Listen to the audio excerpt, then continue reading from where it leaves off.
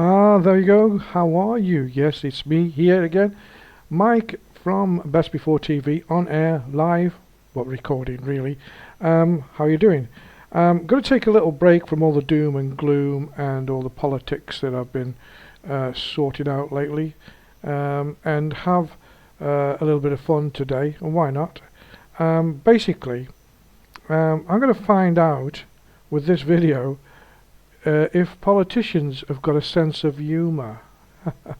Have they got a sense? I don't know. Maybe they have. Maybe they haven't. I don't know. But anyway, that's what we're going to do today. We're going to see if they've got a sense of humour. What I'm going to do, since we've got a new government, the new Labour government, what I'm going to do is I'm going to pick his cabinet for him. Okay, just pick the important ones, the ones who do the biggest jobs. That's what I'm going to do now. Please understand that this is a bit of fun, and if you feel offended, well, I am sorry, but it's just a parody. It's all parody. There's nothing true in it. I might have a bit of serious stuff at the end to mention, but this is just a parody, and something that might give you a little giggle. And it also lets me know whether politicians still have a sense of humour, or they're too woked up. I don't know. So let's go into it, shall we? Let's get started. Let's have a look. What we're going to do is we're going to pick the cabinet. And so what I want to do is, first of all, start off with the education minister. You've got to have one of them, haven't you? So I thought that the education minister could be this woman. And before you say it, I'm going to say it again. It's just a bit of fun, this particular video. And I'm taking the Mickey out of our current government, because if I started on the serious bits, well, I would really be in trouble. But anyway, here we go. Who should be the Minister for Education? Well, I'm going to tell you right away, it should be this lady. How much would 10,000 police officers cost? Well, if we recruit the 10,000 police men and women over a 4-year period, we believe it'll be about £300,000. £300,000 for Sorry, 10,000 police officers? What are you paying them? No, I mean, sorry. How much will they cost? It will cost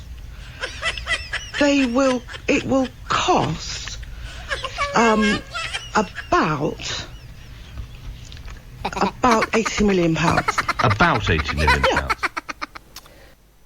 Isn't she the perfect candidate for the education minister, eh? Or should she go and be educated? I don't know. But anyway, that's Diane Abbott, and love her or hate her, she's given a lot of people a pleasure over the years. Now she's actually the mother of the house, so she's one of the oldest. Hope she can take a joke, and I'm sure she can, because she knows herself that she made a right cock up when she was talking about how much police were going to cost and all the rest of it. 300,000 over 5 years, pretty good. Well, you pay 'em peanuts and you get monkeys. That's what you get, Diane. Well, never mind. That was the first one of the cabinet that I'm going to choose, and it was, of course, Diane Abbott. Now, don't forget, you can get in touch with me. I haven't put all the things up in here, but Best Before TV, which is a 24-hour TV channel, shows all sorts of films and things, and there's a good lot of good films on today. I'm just watching Lost in a Harem from 1944. That's on now, and it's Abbott and Costello, of course. Anyway, let's get off the track, because we are picking. It's a very serious job I'm doing today. We're picking the cabinet for the Labour government, and it has to be right. It cannot be wrong. So the next guy, who's going to be, or he already is actually. I think he's already been picked. So he's picked before I picked him. So he's been picked by Keir Starmer, Starmer, whatever his name is anyway. I've forgotten already. Wes Streeting. I call him the Riddler, because you can see when I show you this little bit of a clip of Wes Streeting talking about the NHS, you'll see why I call him the Riddler. He talks in riddles.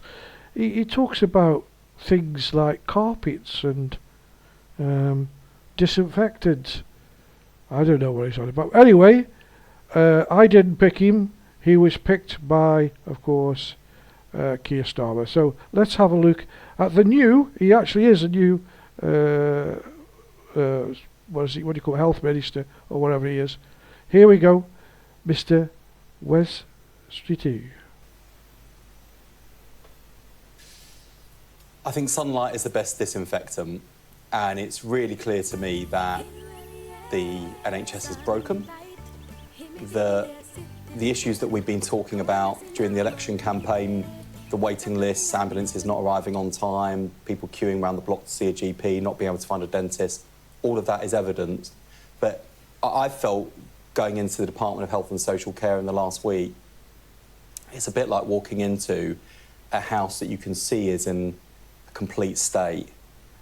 And what I've asked Lord Darcy to do is take up the carpet, look at the floorboards and tell us how bad things really are. And there's a central principle here, because as well as the immediate steps we've been taking and I've been taking in the last week to deliver on our promises, we said we would deliver a 10-year plan for the NHS. Work's already underway on that at pace, but I think a crucial foundation is, you know, and who better to ask than a doctor on this? You better go and see a doctor, I think. He's talking about taking up carpets and, you know, he talks in riddles. As far as I can say, he talks in riddles, that's it. And is he going to be good for the health service or is he going to be bad? I don't know.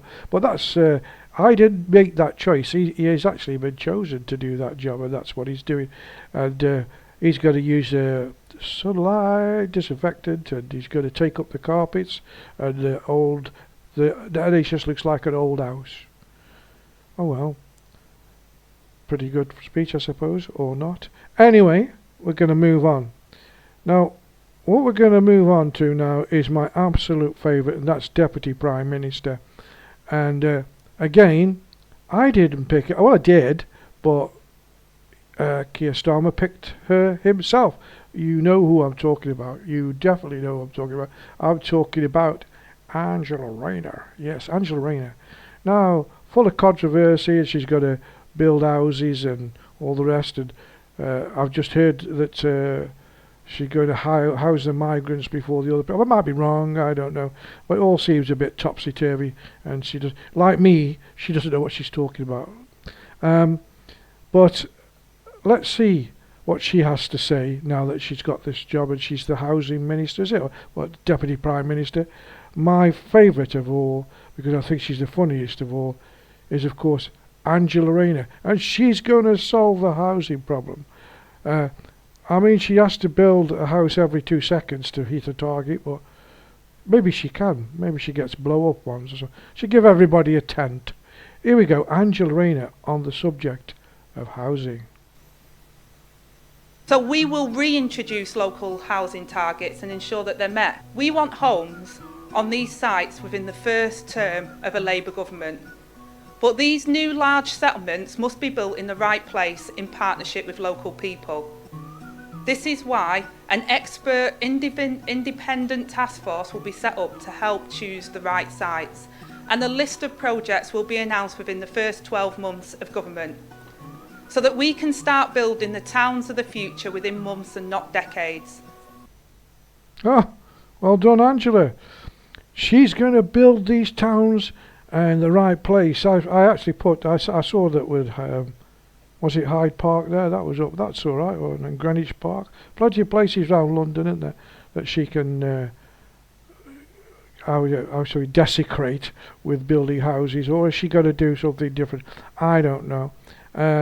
The task force she's going to set up, and who's going to pay for all this? Oh, I forgot, it's you, the taxpayer, isn't it? And then you're going to give them all the houses to all the people who've come illegally and haven't put a single penny into the copies to pay for them.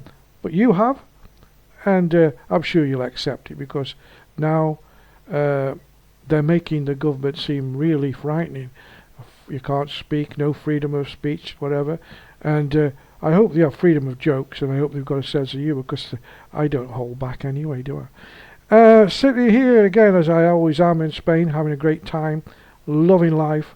What is it today? We've got 34 degrees at the moment. I've got the air conditioning on, of course, and it's lovely here in the south of Spain. And I suggest If all the migrants are going to come to England and take England, you may as well get on a boat, a plane, a train, whatever mode of transport you want, and all come live in Spain, because in Spain it's not going to happen. It's happening in Barcelona and parts of Madrid, and they've got the problems, but they're handled a very different way here. There's no pass go, go to jail, and they deport them, they kick them out, they send them on the way up through France so they can come to England. They don't want them if they don't cause trouble. Well, there is problems in Barcelona, though, I've got to say that. But I'm saying that the Spanish have a different way of looking at things, and they will stand it for so long.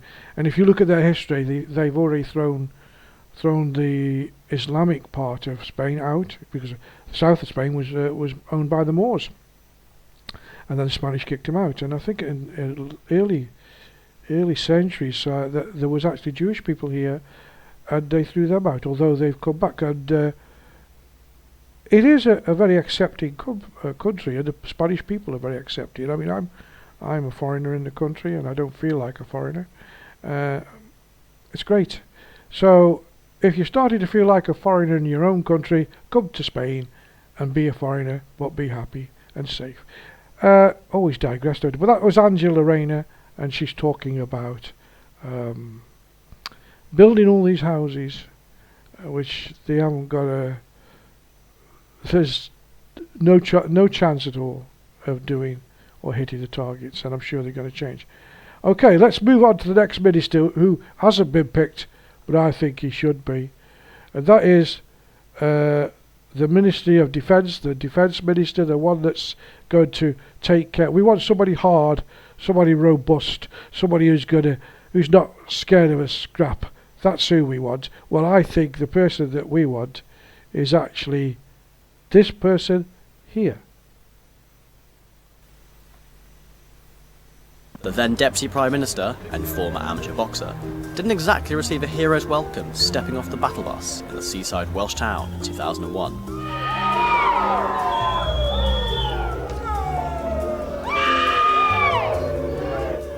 Amid increasing discontent with Labour's record and power, a bloke with a terrible haircut, even in 2001, thought he'd have a go with an egg.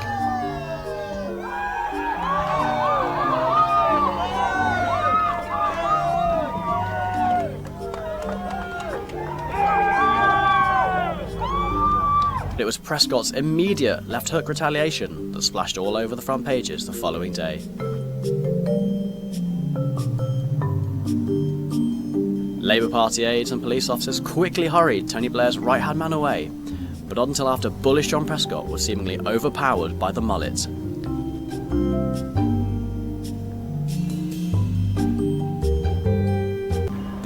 There he is, John Prescott. Yes, there's the man. He's not scared of a scrap. What a real left jab he gave that bloke there, didn't he? Mind you, he was on his back for a bit. But we want that man. We want that man to be the Defence Minister. John Prescott, what about that? He's the man, isn't he? So there you go. I'm not going to pick any more because I've picked the best now. Those are the sort of core of his cabinet, and the ones that I would have picked. So there you go. So hope that politicians can take a joke and still see the funny side and understand a bit of satire, because that's what it is. You know, it's all parody and satire. It doesn't matter.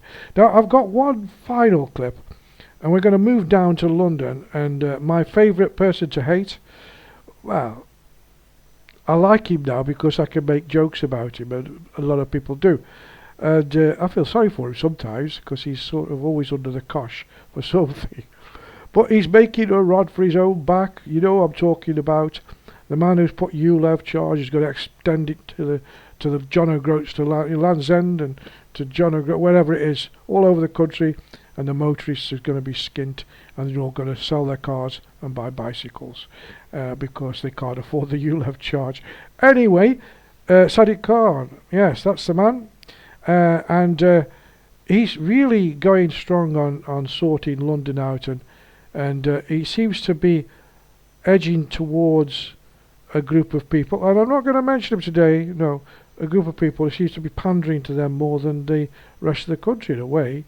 And he's now just done his promotional business for his promotional video for his new dance school, and also converted to becoming a Muslim.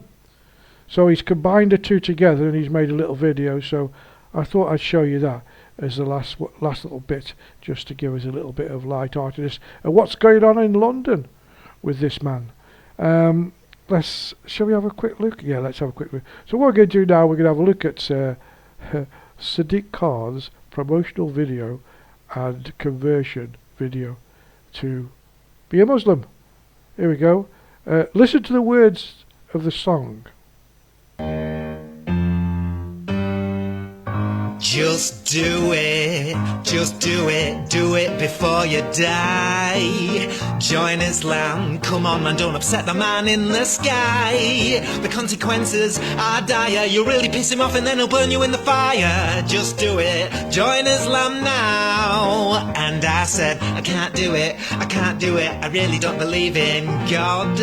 Your passion and your fashion, I think are really rather odd. And no derision is my decision, and I don't like the idea of a circumcision. I can't do it, I won't join Islam. And they said, join Islam, read the Quran, linguistically it's sublime. I've checked, and it's perfect in every way and for all time. It's righteous, it has no likeness, is a verse with 42 rhetorical devices. Just do it, join Islam now. And I said, I can't do it, I've never felt the need to pray on a carpet with a view of men's asses. Sorry, I don't pray that way, I'm at a disadvantage. I can't read the language, all I want is lager and a bacon sandwich. I can't do it, I won't join Islam. Well, what can you say? Well done, Mr. Khan. Eh?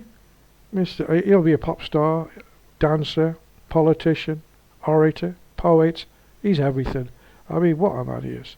But anyway, that's sort of a little roundup of my bit of satire and taking a day out from being serious about politics, because there's so much going on now, and this is my little serious bit anyway. You know, there's so much going on, there's so much division in the country, and in the UK I'm talking about, not here in Spain, and people are just too frightened to speak, too frightened to do anything, and they seem very laid back. I've even noticed on one of the channels that I really like to watch is Talk TV. It's on radio, but you could also, I watch it on YouTube, and you've got some presenters on there who are very forthright. They say what they mean, and they mean what they say too. And you've got people like Mike Graham, Kevin O'Sullivan, Julie Hartley Brewer, and who else? I've got to mention Peter Carr as well. These people are they seem to be all rounders. They seem to give everybody's point of view, but the station's been accused of being very right wing. I don't think it is. I think it's just a station that's right. So I watched that, and I have noticed a difference in the last couple of days, that they are sort of curbing their way of speaking. There's also another radio station where I particularly like one person on there who's not afraid to say what he has to say, and that's a guy called Darren Grimes.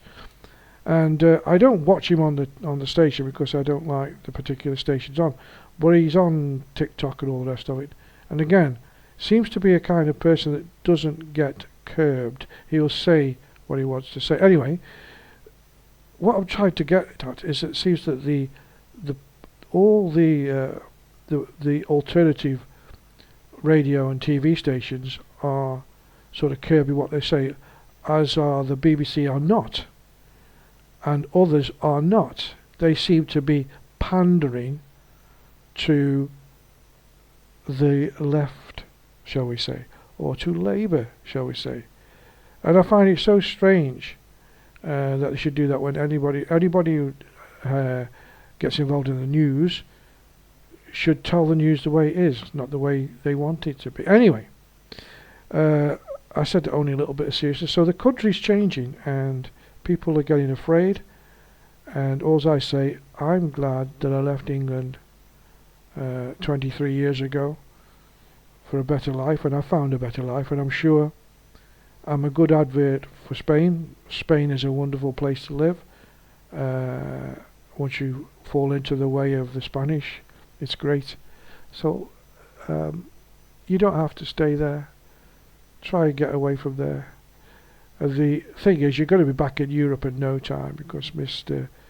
Starmer there's going to take you in through the back door. But my prediction, and this is my prediction, and I've said this before, I'm going to say it now in this video, and that'll be it for me today, but I'm going to say it. My prediction is that Keir Starmer managed to get them, with a great majority, Labour that is, into government. And he served his purpose. That's what he done, and he's got it done, and they're in there, a huge majority. But he is not what the left is about. And I think within 6 months to a year, they'll want a new leader. He'll get blamed for everything that's gone wrong, and they'll say, we'll put the letters of vote of no confidence in, and he will be voted out. But here's the rub. This is what's going to happen. Jeremy Corbyn will cross the floor, and he'll be elected the leader of the Labour Party because all the idiots that were there before are still there. And then you've got a real Marxist government. You've got a government that cares more about others and other regimes than they do about their own people. But that's it for today. I've had enough. Hope you enjoyed the little video. Hope it doesn't get taken down, and I hope the politicians have got a sense of humour. Till the next time, it's the old git saying thank you for listening, and until the next time, stay safe. And as I said, if you want to come to Spain, best place on earth as far as I'm concerned. Take care now. Bye.